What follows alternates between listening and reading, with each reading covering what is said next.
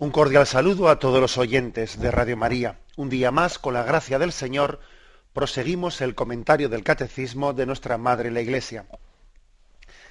Después de haber hablado de cuáles son las vías de acceso al conocimiento de Dios, después de haber hablado de la capacidad que tenemos de conocer a Dios desde las facultades naturales de la razón, especialmente, después de eso se nos ha explicado cuál es el conocimiento de Dios según la Iglesia, es decir, qué han dicho los concilios de la Iglesia, qué ha dicho el magisterio de la Iglesia sobre esa capacidad que tiene el hombre de conocer naturalmente a Dios. Bueno, y concluimos esta reflexión con un apartado que tiene como título ¿Cómo hablar de Dios? Como veis, estamos poniendo las bases de lo que después el catecismo va a utilizar como herramienta, porque el catecismo, aunque parte de la revelación de Dios, pero utiliza el lenguaje humano, obviamente.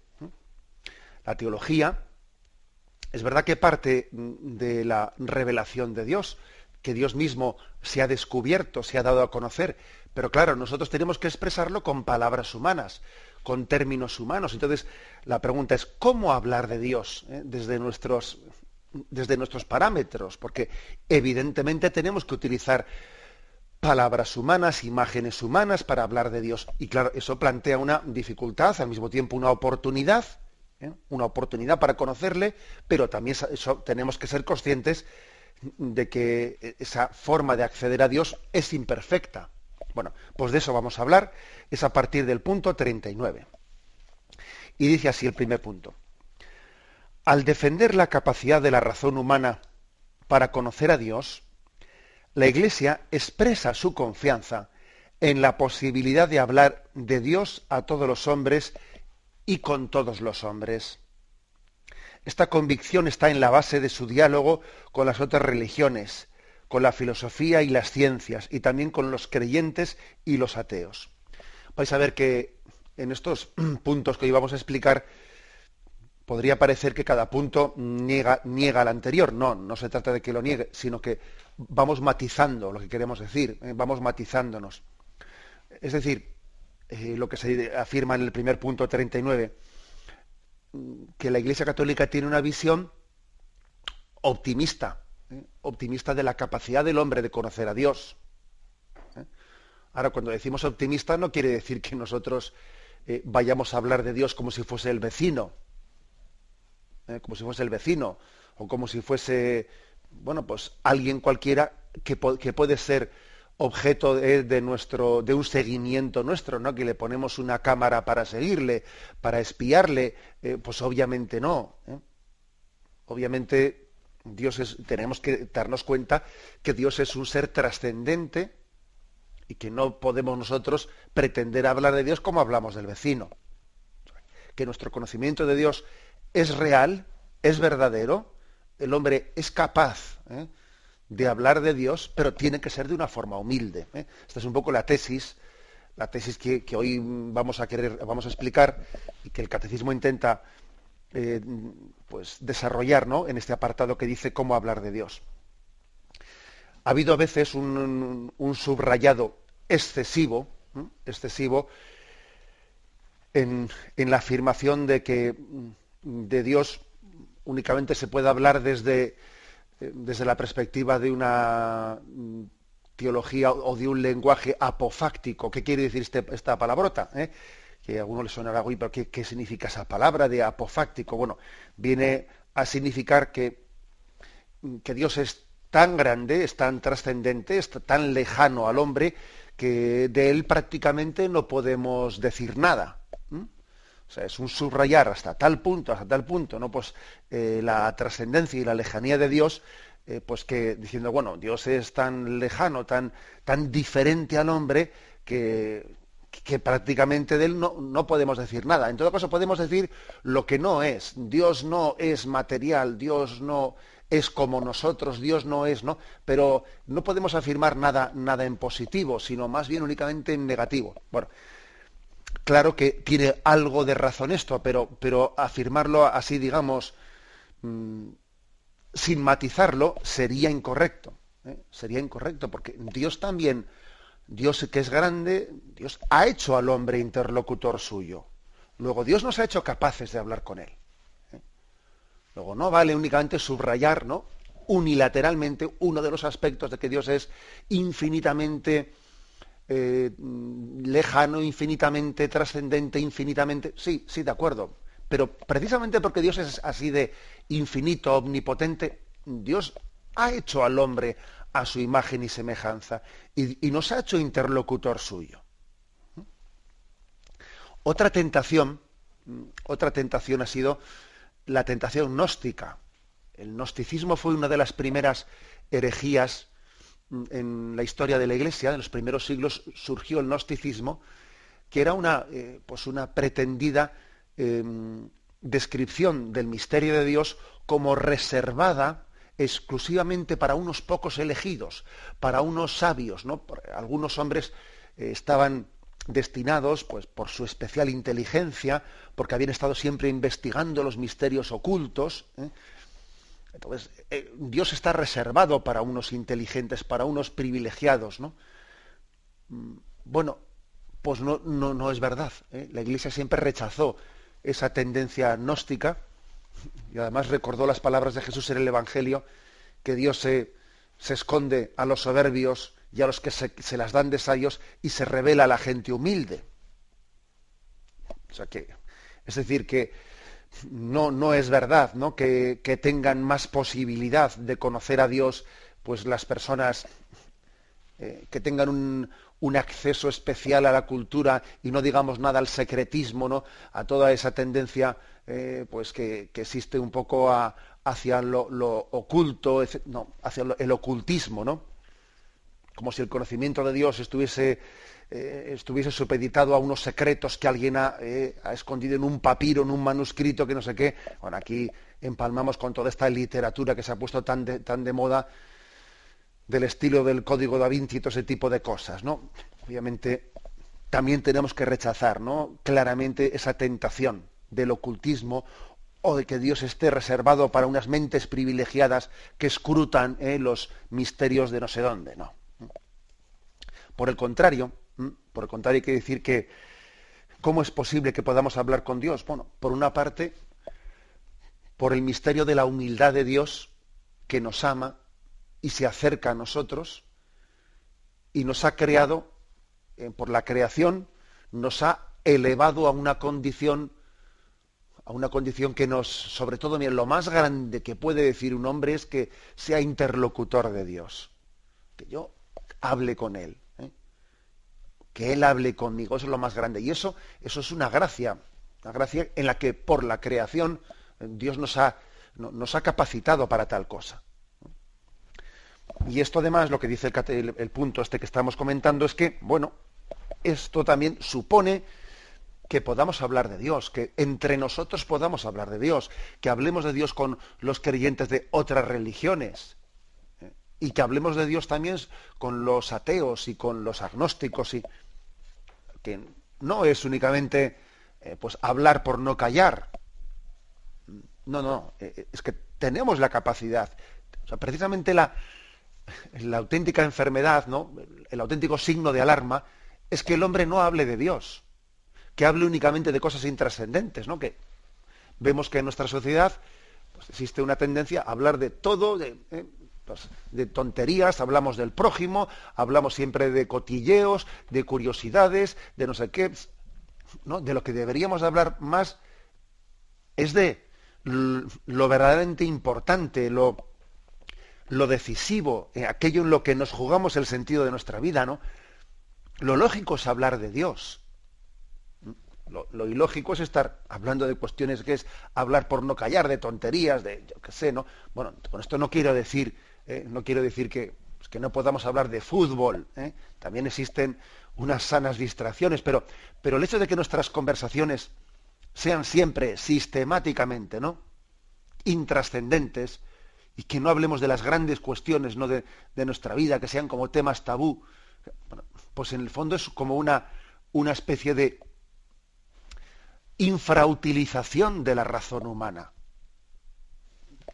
que nosotros tenemos una capacidad de preguntarnos grandes cosas, ¿no? Y que si únicamente hablamos de que si un cotilleo, otro cotilleo, o si va a hacer buen tiempo o va a hacer mal tiempo, que por eso algunas veces a mí me suele impactar mucho cuando uno va a visitar un Carmelo. Allí en muchos locutorios de las carmelitas suelen poner una famosa frase de Santa Teresa de Jesús, ¿no? Que dice: hermanas, o hablar de Dios o no hablar, que en casa de Teresa esta ciencia se profesa. Es una frase de esas que hace pensar, ¿no? Que te hace pensar, oye, que es que Dios nos ha hecho capaces de hablar de Él y hablar con Él, y es que estamos aquí todo el día hablando de fútbol y de no sé qué y no sé cuántos, ¿no? O sea que parece como que es como si hubiésemos hecho, como si nos hubiesen regalado un coche deportivo y vamos siempre a 10 por hora, ¿no? Pero hombre, es que es un poco ridículo que tengas un coche capaz, ¿no?, de alcanzar una gran velocidad para luego ir con él a 10 por hora. Pasó con una bici, tenía suficiente, ¿no? Pues algo así ocurre, tenemos una razón.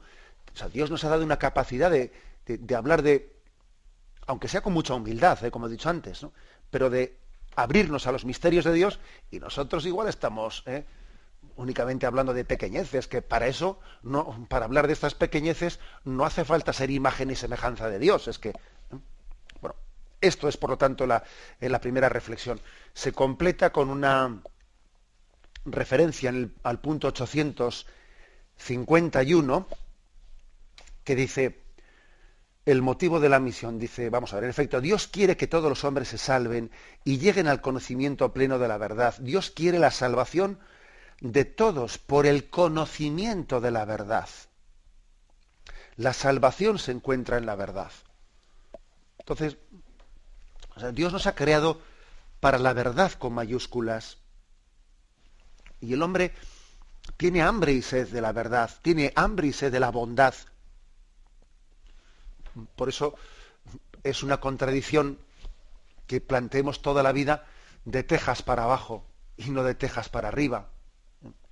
Que nuestras conversaciones siempre sean intrascendentes y que no nos hagamos, no nos formulemos las grandes cuestiones que afectan a la felicidad definitiva del hombre. Bueno, ¿cómo hablar de Dios? Sí, somos interlocutores suyos, pero al mismo tiempo tenemos que hablar con humildad. Vamos a desarrollar esto, pero tenemos primero un momento de reflexión.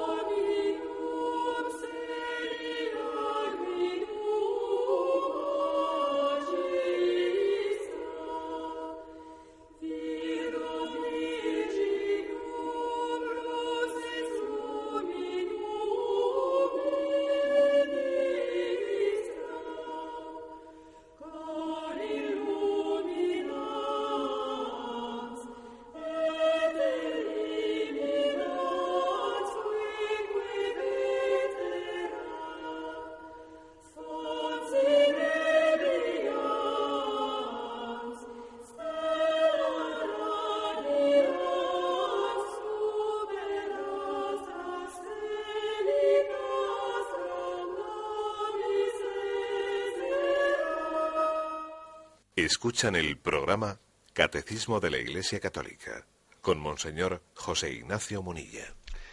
¿Cómo hablar de Dios? Pasamos al punto 40, que dice lo siguiente. Puesto que nuestro conocimiento de Dios es limitado, nuestro lenguaje sobre Dios lo es también. No podemos nombrar a Dios sino a partir de las criaturas y según nuestro modo humano limitado de conocer y pensar. Habíamos comentado antes que vais a ver que los puntos de hoy uno se matiza al anterior sin negarse. Si en el punto anterior se ha insistido que Dios puede, que Dios, mejor dicho, que Dios nos ha creado como interlocutores y que podemos hablar de Dios y que el hecho de que no utilicemos nuestra capacidad de lenguaje y de raciocinio para hablar de Dios es como infrautilizar la capacidad de conocimiento y de diálogo del hombre. Pero al mismo tiempo ahora se dice, pero ojo, que nuestro conocimiento de Dios es limitado, que de Dios tenemos que hablar, podemos y debemos, pero hay que hacerlo de un modo humilde, porque tenemos que darnos cuenta que hablamos de Dios siempre a través de las criaturas, o sea, tomando las criaturas como referencia para llegar al Creador, ¿no? Si este mundo, si este paisaje que estoy observando, ¿no? Si el firmamento y las estrellas, pues es tan hermoso, es tan inmenso, es tan impresionante, ¿cómo será Dios? ¿Cómo será el Creador? ¿No? Y estamos partiendo de las criaturas, pues, llegando al Creador. Pero obviamente la visión de Dios no es posible en esta vida. La visión de Dios precisamente será un modo de conocimiento de Dios pues esencialmente superior, que es la visión de Dios que tiene lugar en lo que se llama la visión beatífica, ¿no? En el cielo. En el cielo hay una capacidad de conocimiento de Dios esencialmente diferente, porque allí Dios es objeto mismo directo de conocimiento. Aquí tiene que ser indirecto. A través de las criaturas llegamos al Creador. La visión de Dios es pues esencialmente, infinitamente superior. Bueno, pues esto nos tiene que hacer caer en cuenta de pues que nuestra forma de hablar con Dios es muy humilde, o sea, debe de ser muy humilde, y nos tiene que hacer concluir que en muchos momentos en los que Dios se muestra como un misterio para nosotros que no comprendemos, suele haber algunas ocasiones en nuestra vida, especialmente en la que nos resulta incomprensible, pues como en la providencia de Dios se permiten ciertas cosas y no lo entendemos, y tenemos muchas veces que decir, Dios sabe más, yo no entiendo nada, pero solo sé que Dios es, y Dios es bueno, y Dios es infinito, y Él tiene un plan providencial de salvación del mundo, y Dios sabe más. Esta reflexión de Dios sabe más, pues es muy importante, porque hay momentos en los que es básico saber pronunciarla, ¿no? Saber pronunciarla, además, no únicamente con una especie de resignación propia de que no le queda más remedio, sino con la confianza de que decir Dios sabe más es también decir confío en Él, Dios es bueno. Fue la gran lección de Job. Es prácticamente la tesis del libro de Job, no una de las tesis, sino la única. El libro de Job viene como a decir, ¿tú por qué tú te crees que tú puedes pedirle cuentas a Dios? ¿Tú pretendes que tú puedes meterte en la mente de Dios para decir esto es justo, esto es injusto, si tú no tienes ni idea? Tú has contado las estrellas del cielo, tú has contado las gotas del agua, tú has contado los granos de arena de los desiertos, pero tú te has adentrado en la mente de Dios, ¿no? Entonces a Job se le va haciendo entender que él se ha revelado frente a Dios porque no ha entendido algunas cosas, ¿no? Y finalmente se concluye el libro de Job diciendo, Señor, hablé una vez y ya no voy a abrirla, no voy a hablar indebidamente de ti. Bueno, por lo tanto, capacidad de hablar de Dios sí, pero tiene que ser siempre una capacidad humilde, a través de las criaturas. Por ejemplo, con mucha frecuencia, en este programa de que hacemos el catecismo, solemos utilizar imágenes comparativas, etcétera. Yo soy consciente que a veces cuando se explican cosas, pues siempre ayudan mucho algunos ejemplos que se pongan, ayudan algunas imágenes, ¿no? estamos hablando de algún aspecto concreto del Evangelio, y dice, bueno, al igual que también nos pasa con los hijos, pues por ejemplo, como en la familia, a veces las madres o los padres con los hijos, y ponemos un ejemplo, ¿no? Ponemos un ejemplo relativo a la familia, que muchas veces suele ser uno de los ejemplos más recurrentes, ¿no? Los puntos, o sea, un elemento de comparación, de analogía. Pero es verdad que tenemos que hablar de la familia o recurrir a ese ejemplo de una manera humilde, porque no es que Dios sea como nuestro Padre, no es que Dios sea como nuestra Madre, más bien al revés, ¿eh? Nuestro Padre y nuestra Madre han sido creados a imagen y semejanza de Dios. Su paternidad, su maternidad, es una participación, ¿no?, de la paternidad, de la maternidad de Dios. Por lo tanto, no es que Dios sea como, sino más bien hay que decir que nosotros somos imagen y semejanza de Dios, y mi padre y mi madre están llamados a ser como Dios. No es que Dios sea como mi padre y mi madre.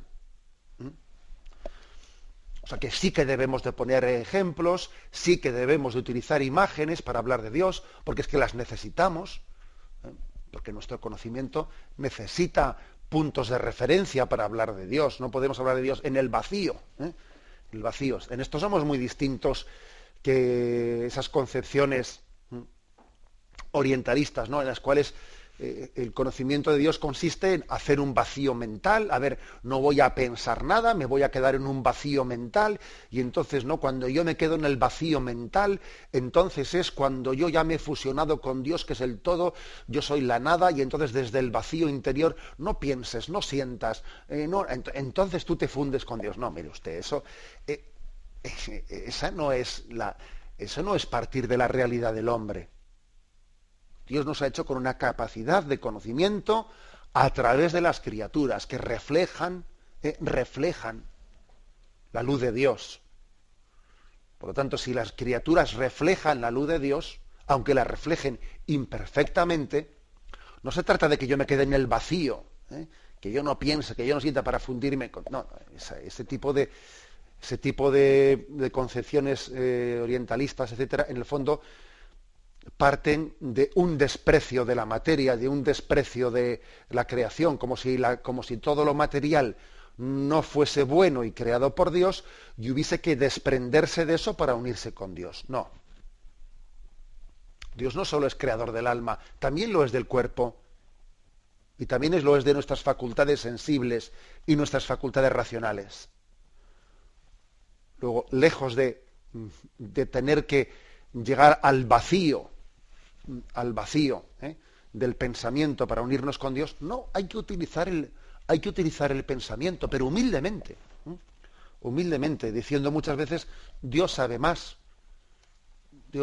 y yo conozco a Dios porque Él ha querido, ¿no?, darme esa capacidad de conocerle, y Él ha querido ser conocido, pero lo tengo que conocer humildemente, al modo humano, como una criatura, todavía, desde luego, todavía lejos de esa visión de Dios, que Él nos concede también poder tener en la visión beatífica en el cielo. Aquí conocemos como en sombras, se dice, ¿no?, pero allí conoceremos directamente, conoceremos a Dios cara a cara. Pasamos al punto 41. Y dice: todas las criaturas poseen una cierta semejanza con Dios, muy especialmente el hombre creado a imagen y semejanza de Dios.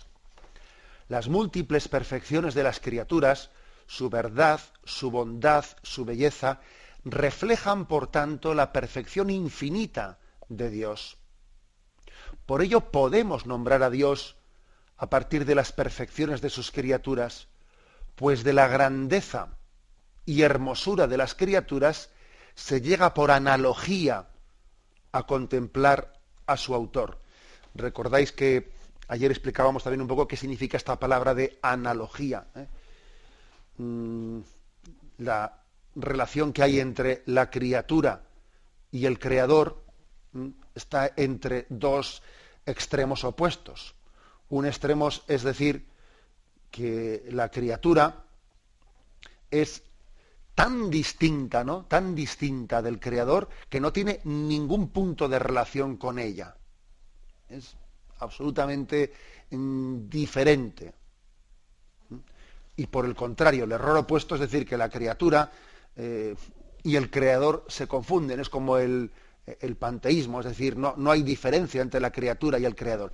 Entre estos dos errores, de signo totalmente opuesto, existe el equilibrio de decir, hay una diferencia esencial, pero hay una semejanza, es decir, hay una analogía, ¿no?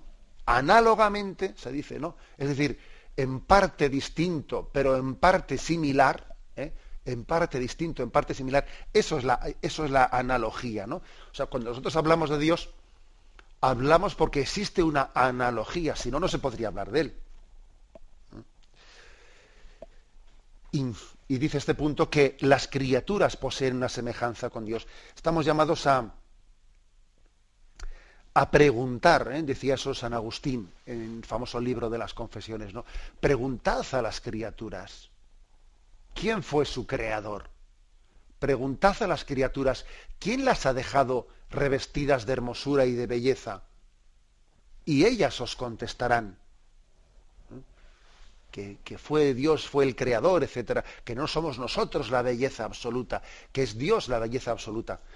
Tenemos esa capacidad, ¿no? Las criaturas, pues, en parte nos acercan y en parte nos esconden a Dios.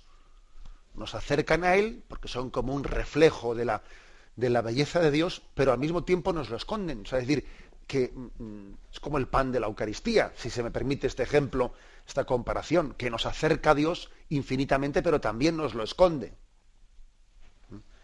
Y así pasa con esta cierta semejanza, ¿no?, que tienen de Dios las criaturas.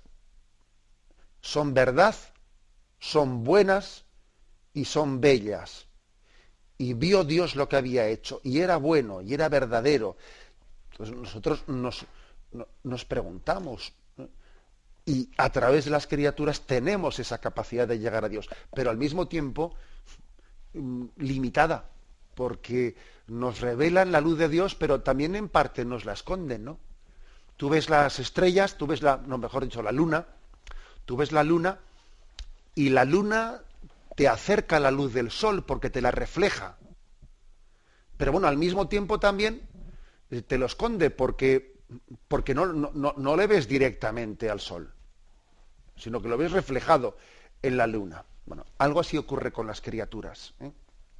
Como veis, es una postura matizada, ¿no?, la que la Iglesia Católica nos presenta a la hora de describir cuál es la capacidad que tiene el hombre de conocer. Una postura matizada, que es muy importante tener los cimientos bien puestos, porque luego vamos a estar siempre fundándonos en esta concepción que tenemos, optimista, esperanzada, pero al mismo tiempo humilde, ¿no?, de nuestra capacidad de hablar con Dios. Tenemos un momento de reflexión y continuaremos enseguida. Pasamos al punto 42, dentro de este apartado, cómo hablar de Dios. Son 5 puntos que se matizan y complementan, y vamos al 42. Dios trasciende toda criatura. Dice, es preciso, pues, purificar sin cesar nuestro lenguaje de todo lo que tiene de limitado, de expresión por medio de imágenes, de imperfecto, para no confundir al Dios inefable, incomprensible, invisible, inalcanzable, para no confundirlo con nuestras representaciones humanas. Nuestras palabras humanas quedan siempre más acá del misterio de Dios. Bueno, esas palabras de inefable, inefables, que no se puede hablar de ello, incomprensible, invisible, inalcanzable, son de la anáfora litúrgica de San Juan Crisóstomo. Bien, Dios trasciende toda criatura, ¿eh? Es decir, es preciso, dice, siempre purificar lo que decimos de Dios. O sea, saber que hablamos de Dios, pero siempre nos quedamos cortos. Dios está más allá de lo que hemos dicho de Él.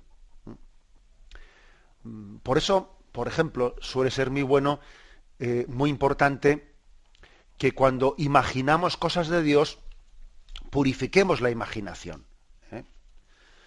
especialmente hay personas que suelen tener una imaginación muy viva, entonces tienden a hacerse una imagen de Dios. Y bueno, pero ¿esto cómo es? Pero Dios Padre, y a veces, bueno, necesitamos echar mano de una imagen en la que uno dice, bueno, tiene barba, pero la barba, bueno, permitidme la broma, pero la barba ¿qué es? ¿Larga o corta? ¿O blanca o negra? O sea, a veces es que nosotros tenemos una tendencia a imaginar las cosas y como que además nos gusta tenerla imaginada muy, muy concretamente, ¿no? Y tenemos que desprendernos de eso.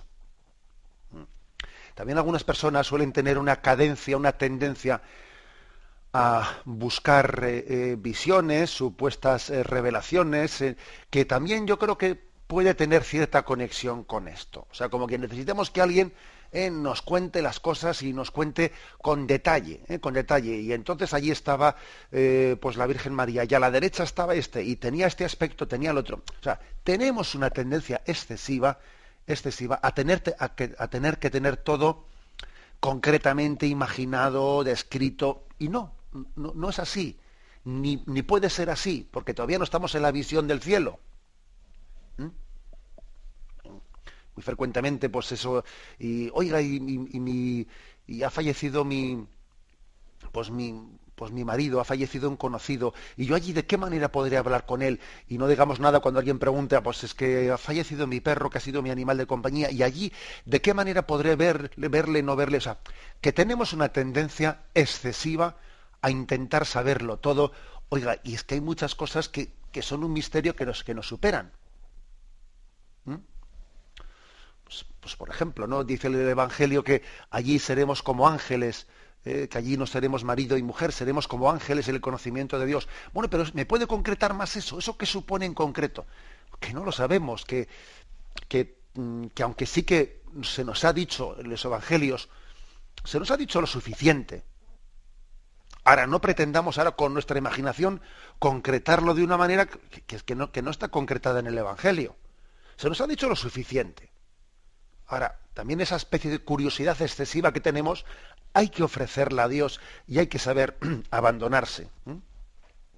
Entonces, dicho de otra manera, dice aquí que nuestras palabras humanas quedan siempre más acá del misterio de Dios. O sea, hablamos de Dios, pero siendo consciente de que la descripción que hemos hecho de Él es imperfecta. Entonces, aquí hay dos riesgos. El riesgo de decir, bueno, pues como es imperfecto lo que hablamos de Él, pues más vale hablar del fútbol que... No, momento. Aunque sea imperfecto, es. Y es un don el poder hablar de Dios, ¿no? ¿Sabéis esa diferencia que hay entre los cristales transparentes, traslúcidos y opacos, ¿no? Que nos enseñaban cuando éramos pequeños en el colegio? Hay tres tipos de seres, ¿no? Pues los transparentes, a los que pasa la luz perfectamente, los traslúcidos, que pasa la luz pero en parte, y los opacos. Bueno, en esta vida a Dios no lo conocemos ni de forma transparente, pero tampoco opaca, es traslúcida. Pasa su figura, aunque no pasa totalmente, ¿no? Pues la imagen, pero pasa su figura. O sea, algo podemos conocer de él, luego acerquémonos a él, aunque con humildad, porque tampoco sería prudente que esa imagen de Dios, que la conocemos en parte, pues nosotros hablemos de ella con imaginaciones y con concreciones que no somos capaces de percibir, porque uno pasa por un cristal de esos translúcidos y entonces dice, ¿y de qué color tenía los ojos el que estaba al otro lado del cristal? Oiga, eso no se puede ver a través de un cristal translúcido. ¿De qué color tienen los ojos? Bueno, entonces, entre lo transparente y lo opaco, en esta vida estamos en este conocimiento translúcido, que también ahora mismo el ejemplo que acabo de utilizar, ejemplo es, y tampoco cojamos todo al pie de la letra. O sea, los ejemplos hay que cogerlos en la medida en que sirven, y en la medida en que no se pueden aplicar directamente, dejémoslo a un lado, ¿no? Los ejemplos son. Por ejemplo, es impresionante conocer el episodio de Santo Tomás de Aquino, pues quien ha sido pues uno de los mayores teólogos y filósofos de la historia de la Iglesia, que escribió la Suma Teológica, y que después de haber escrito la Suma Teológica, en la que tan bien habla de Dios, ¿no? Y es para nosotros una referencia, pues de todos los siglos, ¿no? Bueno, de todos los siglos, desde la Edad Media para aquí, y la Iglesia aconseja a los seminaristas pues que se sirvan de la Suma Teológica y a los sacerdotes, etcétera. Bueno, cuando Santo Tomás de Aquino terminó de escribir la Suma Teológica y en los últimos años de su vida tuvo una experiencia mística en la que Dios le dio a gustar, ¿no? A comprender de una manera distinta a la racional, sino más bien a través de una experiencia mística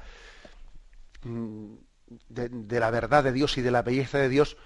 Le pareció tan impresionante lo que había atisbado, que era como un pequeño adelanto de la visión de Dios, que tuvo él, que le parecía tan imperfecto lo que había escrito, que tuvo la tentación de quemarlo.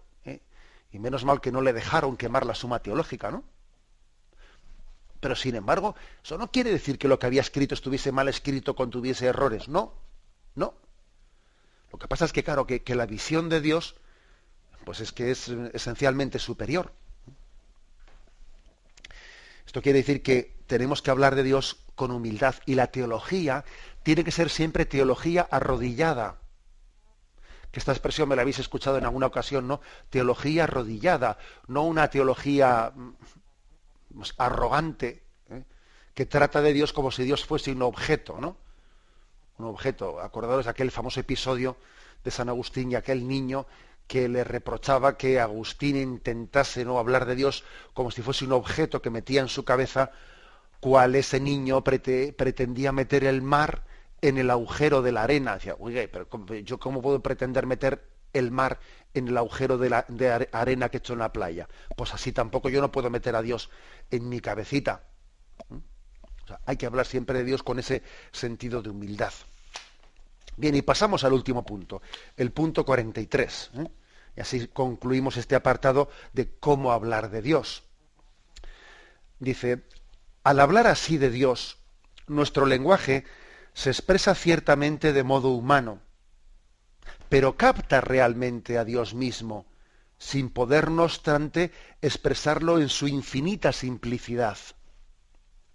Es preciso recordar, en efecto, que entre el Creador y la criatura no se puede señalar una semejanza tal que la diferencia entre ellos no sea todavía mayor. Y que nosotros no podemos captar de Dios lo que es, sino solamente lo que no es, y cómo los otros seres se sitúan en relación con Él. Bueno, por lo tanto, el hombre sí puede conocer a Dios, pero el conocimiento que tenemos de Dios es parcial y complejo. No es el conocimiento de simplicidad que tenemos en el cielo. El conocimiento de simplicidad, que es el de la visión de Dios, que es que viéndole a Él, casi conocer y amar se funden. En esta vida, una cosa es el conocimiento y otra cosa es el amor. Y entonces, cuando en el cielo conocemos a Dios a través de la visión beatífica, conocer y amar son una sola cosa. Y a Dios se le conoce de una manera intuitiva, simple.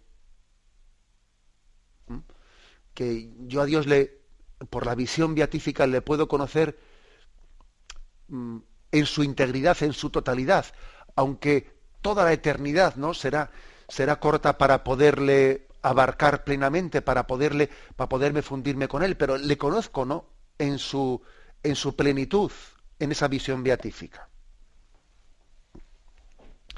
Bueno, por lo tanto, el problema que tenemos aquí es que no sabemos ser simples, porque somos complicados, ¿no? Acordaros de cómo Jesús nos puso como modelo la simpleza de los niños, la sencillez de los niños. Si no os hacéis como niños, no podréis conocer a Dios. O sea, somos demasiado complicados. El pecado nos ha hecho demasiado complicados para conocer a Dios.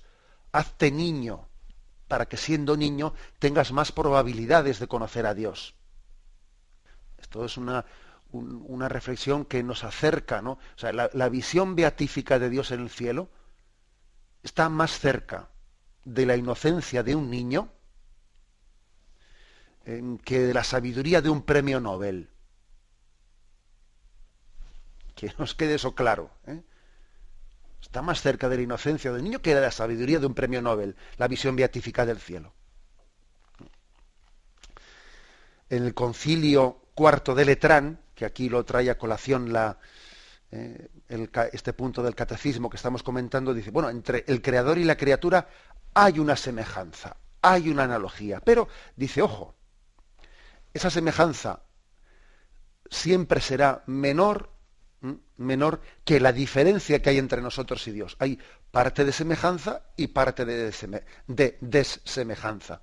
Hombre, siempre será mayor la desemejanza que la semejanza, por la infinitud de Dios, ¿eh? El milagro de la gracia es que Dios, en la medida en que nos va santificando, cada vez nos hace más semejantes, hasta fundirnos en la visión beatífica. Y luego se trae aquí también otra cita de Santo Tomás de Aquino, en la que se dice que de Dios, o sea, que hablamos con más precisión de Dios cuando decimos lo que no es que lo que es.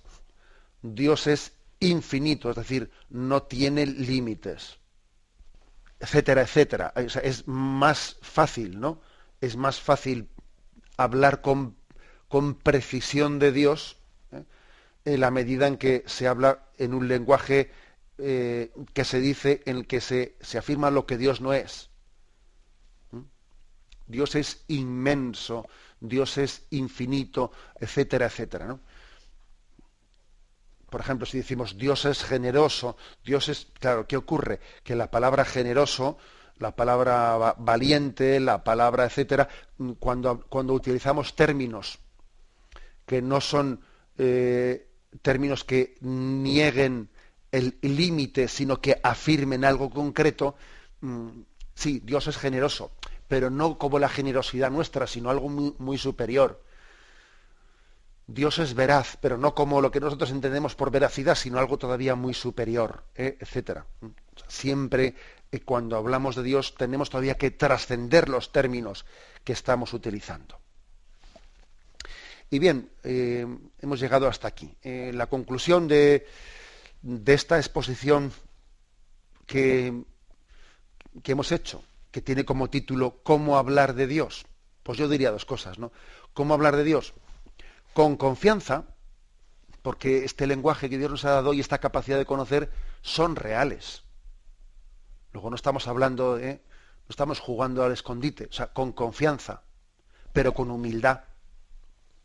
Con humildad, porque Dios no es pues un objeto de laboratorio, que lo metemos en una lupa y allí lo controlamos. Hablemos con Dios con confianza, porque Dios nos ha dado la gracia de poder ser interlocutores suyos, pero al mismo tiempo hagámoslo con mucha humildad. Porque en el fondo, para hablar bien de Dios, tenemos que escucharle a Él hablar de nosotros, para que así nosotros podamos hablar de Él, ¿no? Es como cuando unos hijos se ponen con el oído pegado a la puerta, están en su cuarto porque dicen, están los papás hablando de nosotros, a ver qué dicen de nosotros, y escuchan lo que los padres dicen de los hijos, para que así ellos después puedan también hablar, ¿no?, de sí mismos y de los padres. Algo así nos pasa a nosotros, ¿no? Vamos a escuchar lo que Dios dice de nosotros, que esa es la revelación, para que así podamos hablar mejor de Él y con más precisión y más consciencia de lo que decimos. Lo dejamos aquí, damos paso a la intervención de los oyentes. Podéis llamar para formular vuestras preguntas al teléfono 917-107-700. 917-107-700. Escuchan el programa Catecismo de la Iglesia Católica, con Monseñor José Ignacio Munilla. Sí, buenos días, ¿con quién hablamos? Hola, padre, buenos días, soy Juan de Córdoba. Muy buenos días.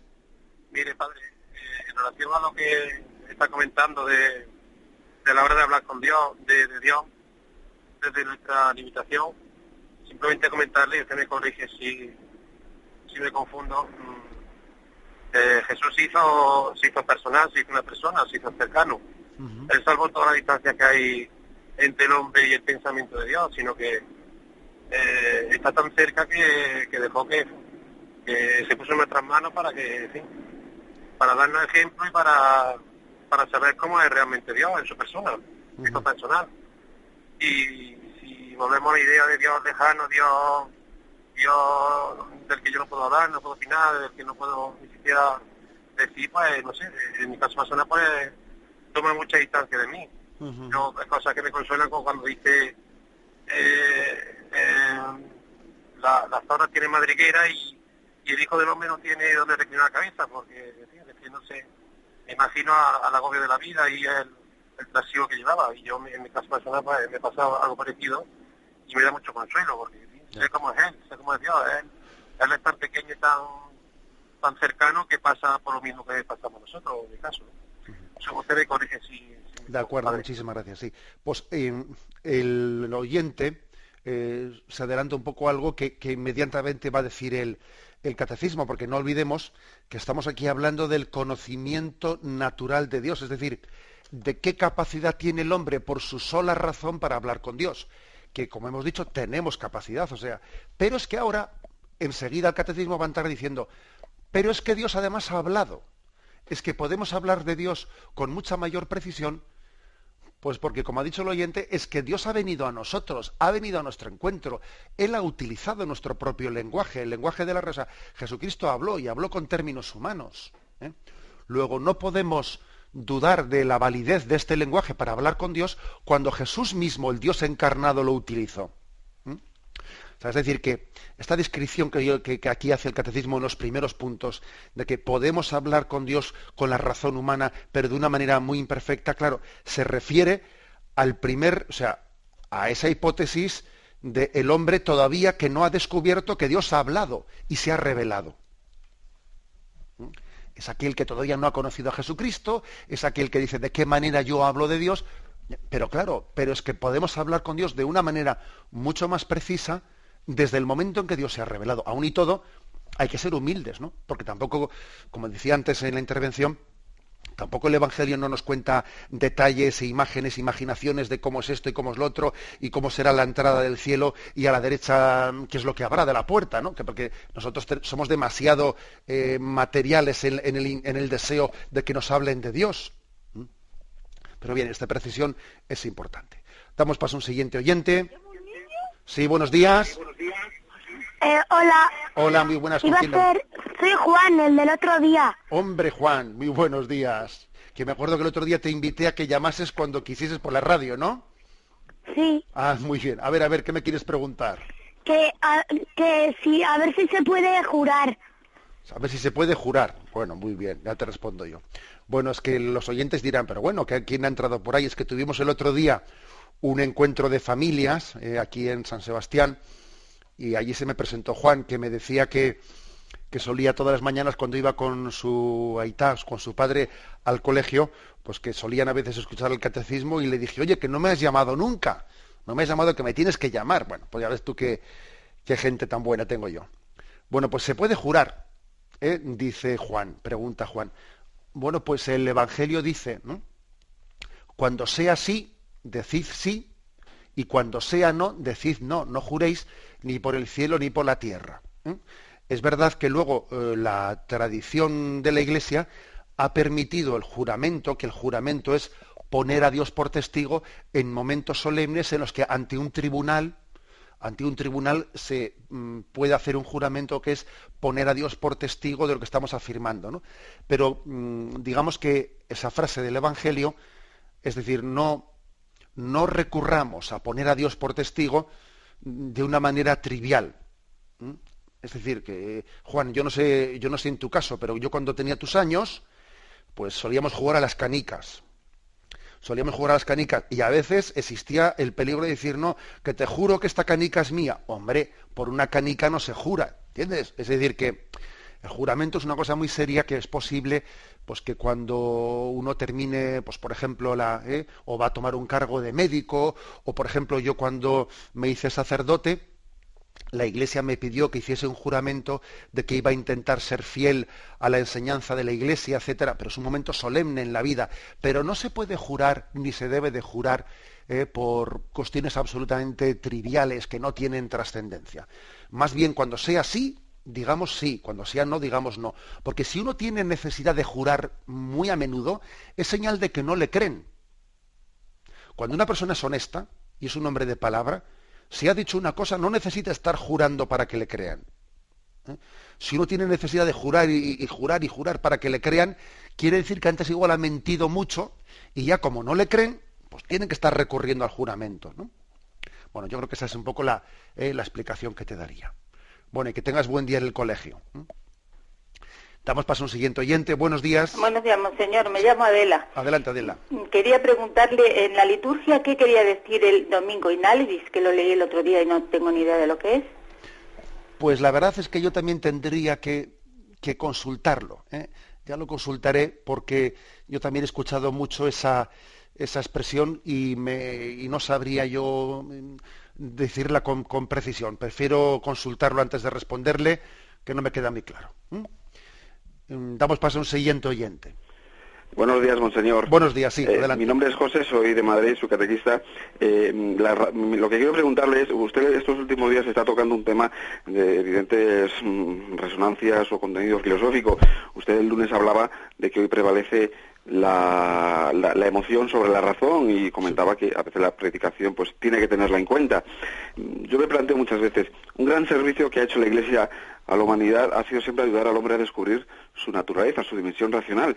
Y pregunto, no sé, ¿no sería necesario o aconsejable que en la pastoral de la Iglesia, en nuestras catequesis, en nuestras predicaciones, intentáramos acentuar esta dimensión, no meramente adaptarnos a la corriente? Lo digo porque hoy, por ejemplo, se está debatiendo la gran cuestión de la familia, la defensa de la vida, el carácter monógamo del matrimonio, un hombre y una mujer.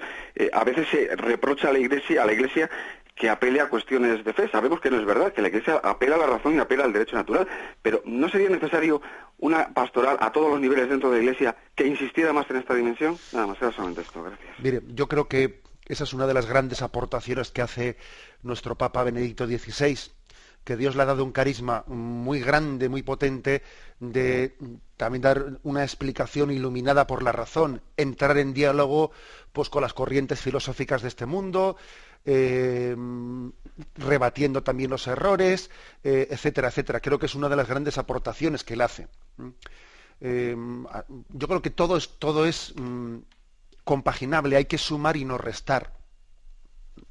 Me parece, por ejemplo, que en el carisma de Juan Pablo II se subrayaba mucho más el aspecto testimonial, los testimonios de los santos, etcétera, ¿no?